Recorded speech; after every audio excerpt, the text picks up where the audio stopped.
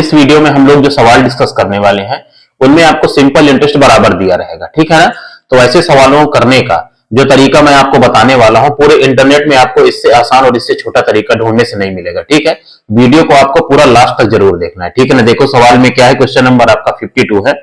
10,400 रुपए की राशि को इस तरह कर्ज के रूप में दो भागों में दिया गया है कि एक भाग पर 10% के दर से 5 सालों के लिए अर्जित होने वाला ब्याज अन्य हिस्से पर 9% के दर से 6 सालों के लिए अर्जित ब्याज के बराबर है। तो दोनों रकम आपको बताना है, ठीक है ना। देखो सवाल की आप लास्ट लाइन को पढ़िए, तो दोनों में जो आपको सिंपल इंटरेस्ट है वो आपका बराबर है, ठीक है ना। तो ऐसे सवालों में आपको क्या करना है, देखो यहां पे आप क्या करो, पहले आप जो रेट आपको दिया हुआ है तो रेट का आप रेशियो पहले आप निकाल लीजिए, ठीक है ना। टोटल रेट का रेशियो देखो, पहले पार्ट में क्या है 10% 5 साल के लिए, तो टोटल रेट कितना होगा 10 गुणे में आपका 5, ठीक है ना।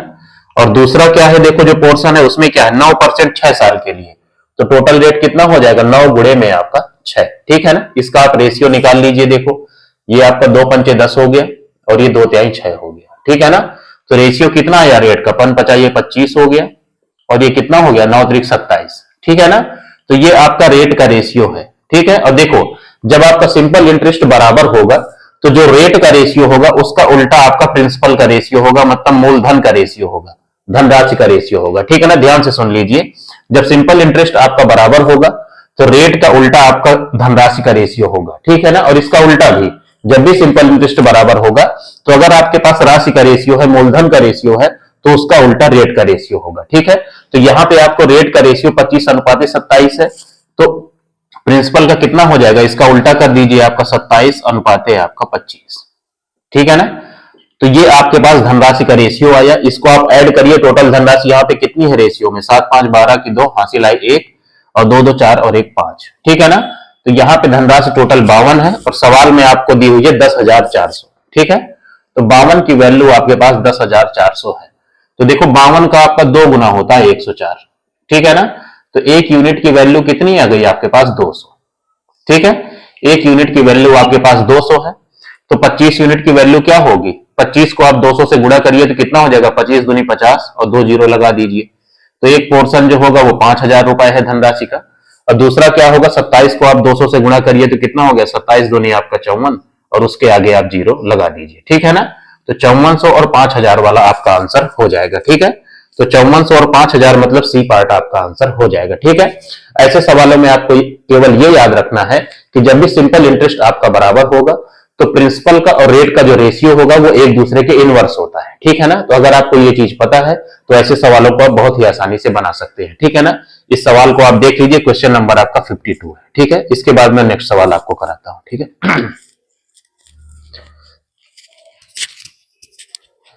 देखिए इसको हटा रहा हूं मैं, बहुत ही आसान और बहुत ही बेसिक सवाल है ये, और दुनिया का कोई ऐसा एग्जाम नहीं जिसमें ये सवाल ना आते हो, ठीक है।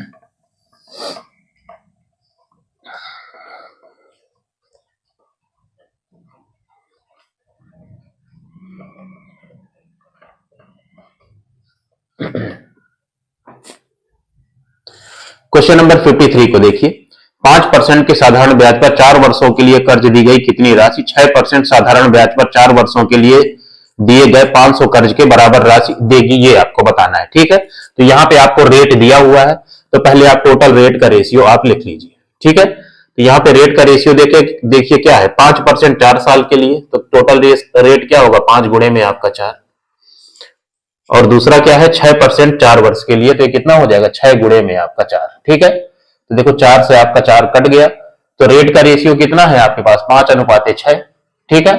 तो प्रिंसिपल का रेशियो क्या हो जाएगा मूलधन का, जो आपकी धनराशि होगा इसका उल्टा कर दीजिए, कितना हो गया 6:5 आपका 5, ठीक है। तो यहां पे देखो क्या है, जो दूसरी वाली धनराशि है वो आपको 500 दी हुई है, मतलब 5 की वैल्यू आपके पास 500 है, ठीक है। तो ये कितना है आपका 100 गुना है, ठीक है।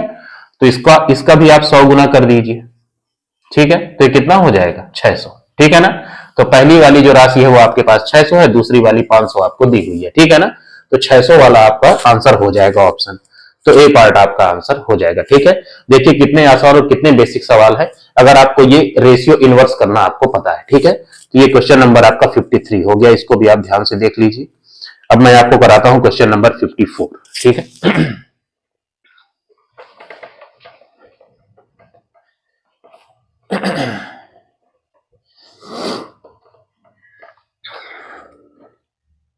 क्वेश्चन नंबर 54 देखिए, यदि 7200 रुपए पर 16% प्रतिवर्ष की दर से 3 वर्षों का साधारण ब्याज 9600 रुपए पर x% प्रतिवर्ष की दर से 4 वर्षों के साधारण ब्याज के बराबर है, तो x का मान आपको बताना है। ठीक है, यहां पे देखो आपको दोनों धनराशियां दी हुई हैं 7200 और 9600।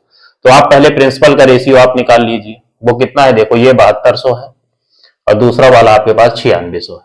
ठीक है, तो जीरो से आपका जीरो कट गया, तो ये कितना हो गया, देखो 8 से कट रहा है 8 9 72 हो गया, और ये 8 1 8 और 8 2 16, फिर 3 से कट रहा है 3 3 9 और 3 4 12। ठीक है, तो प्रिंसिपल का रेशियो आपके पास 3:4 है, तो रेट का रेशियो क्या होगा, इसका उल्टा होगा। ठीक है ना, जब भी सिंपल इंटरेस्ट बराबर होता है तो प्रिंसिपल का उल्टा आपका रेट का रेशियो होगा, तो कितना हो जाएगा रेट का रेशियो, 4:3। ठीक है ना, अब देखो सवाल में आपको क्या दिया हुआ है, ये टोटल रेट है, यहाँ पे जो रेट आता है टोटल रेट होता है। ठीक है ना, सिंपल इंटरेस्ट में जो टोटल रेट निकलता है वो रेट और टाइम को मल्टीप्लाई करने पर निकलता है। ठीक है, बार बार हम ये चीजें कर रहे हैं।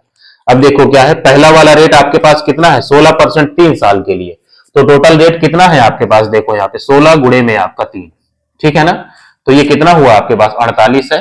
ठीक है, तो 4 का कितना गुना है आपका 12 गुना है। ठीक है, तो देखो रेशियो में ये 12 गुना हो रहा है, तो ये भी आपका 12 गुना होगा, तो 3 का 12 गुना करोगे, इसको 12 से गुणा करोगे तो कितना हो गया 12 3 36।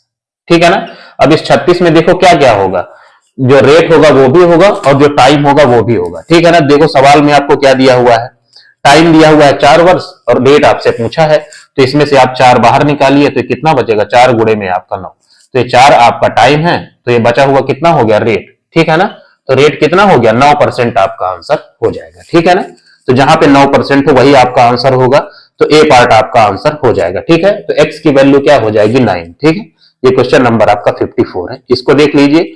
फिर टाइप 7 में लास्ट सवाल बचा है क्वेश्चन नंबर 55, उसको भी मैं करा देता हूं। ठीक है, बहुत ही आसान सवाल है और इनको करने का इससे आसान तरीका नहीं हो सकता है, आप पूरा यूट्यूब सर्च कर लीजिएगा, इससे आसान तरीका आपको नहीं मिलेगा। ठीक है, बस थोड़ा हमारा स्टूडियो जो है देसी स्टाइल का है, डिजिटल बोर्ड नहीं हमारे पास बस।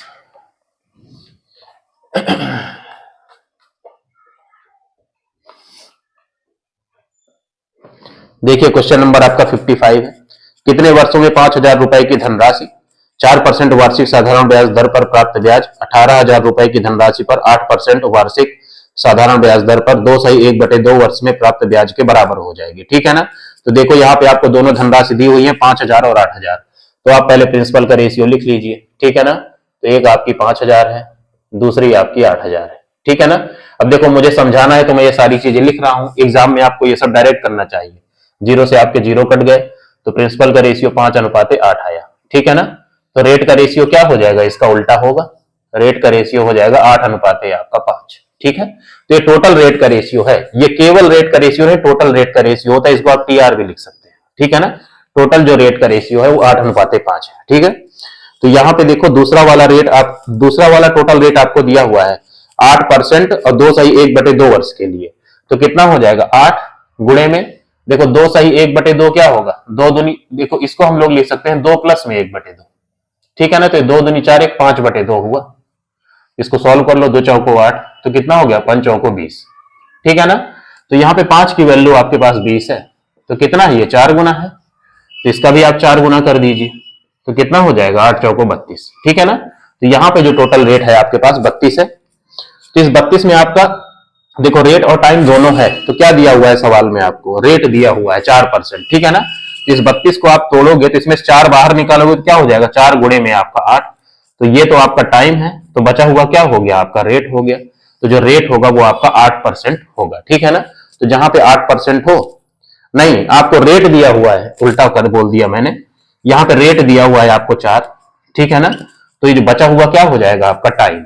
ठीक है ना, टाइम आपसे पूछा है, तो टाइम कितना हो जाएगा 8 साल। ठीक है, यहाँ पे 4% आपको रेट दिया हुआ था, तो बचा हुआ क्या हो जाएगा आपका टाइम, तो टाइम आपका 8 वर्ष हो जाएगा। ठीक है ना, 8 वर्ष मतलब ए पार्ट आपका आंसर हो जाएगा। ठीक है, तो ये देखो टाइप 7 में ये जो है समान एसआई की अवधारणा पर आधारित सवाल थे, इसका मतलब ये है कि इन सवालों में आपको एसआई बराबर दिया हुआ था।